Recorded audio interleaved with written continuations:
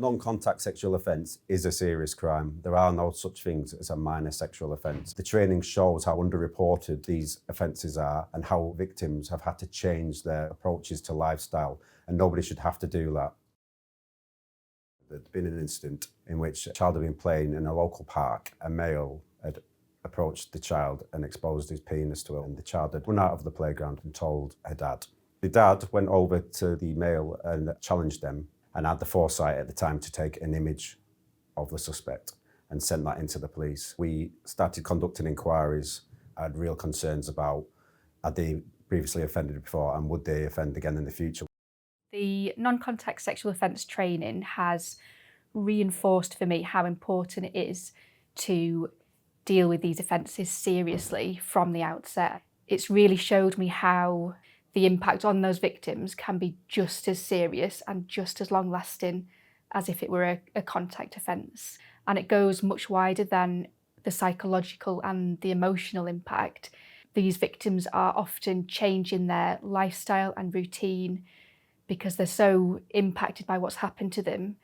They're scared of it happening again. The training package has highlighted to me just how underreported non-contact sexual offences are. If it's so underreported, we don't have a real understanding of how much of this offending is going on, and we need that so we can better resource and better plan for the future. The training really showed to me that an offender will likely have offended before and more likely offend in the future. So it's really important that we locate them, arrest them and deal with them in the courts.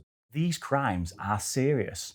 We often think of there being an escalating pattern of offending behaviour when it comes to tackling non-contact sex offences. And secondly, there's a pattern there often under the surface around this offending type, and we've got to get a grip of that. We also know that non-contact sexual offences, while anyone can be affected, that women and girls are disproportionately affected, and we know there's a real trust and confidence issue there, and it's vital that we improve how we tackle this crime type. The warning flags were there for me from the beginning. This was a suspect who targeted children in a park in broad daylight. I went up and met with the family of the victim, and I had to have a real honest discussion with the family about if we were to locate and trace a suspect, what that might mean going forward regarding video interviews and a potential court appearance. We made a decision to go to the press and try and identify the offender. Within minutes of the appeal going out, members of the public were naming the offender and the suspect was arrested.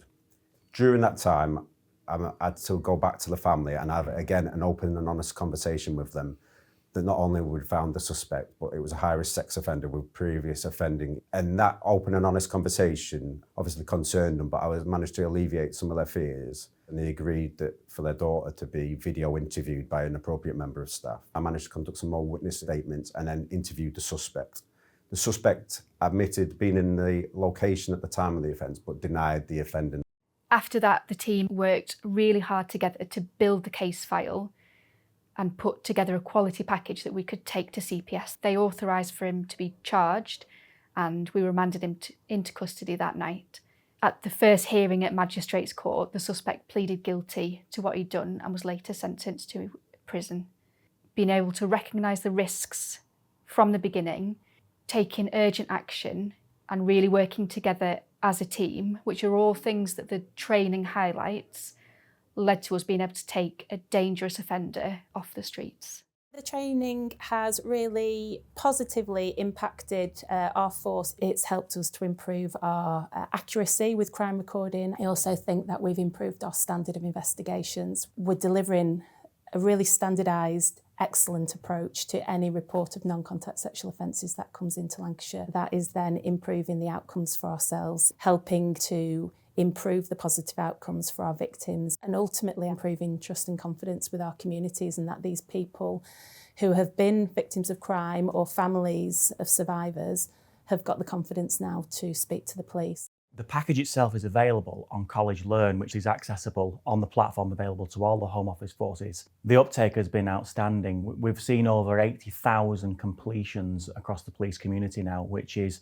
a real testament to how serious policing is taking this particular issue and the intentions of driving up investigative standards, improving how we respond to non-contact sexual offences and improve how we give a good service to victims of crime. Complete the training with an open mind. The package that's been put together should help you improve your knowledge of non-contact sexual offences and improve your understanding of how this may impact a victim. I don't want to be the person that looks and sits in front of somebody knowing that I may have let a victim down. So we owe it to ourselves and the police to do everything that we can to try and arrest and convict these perpetrators. I would urge all officers, if they haven't done yet, to complete the training, because it genuinely changes your view on non-contact sexual offences. This is a real insight into the real life impact these offences have had on victims and families. Our response as police to these crimes can be the difference between stopping an offender in their tracks or letting another tragedy happen.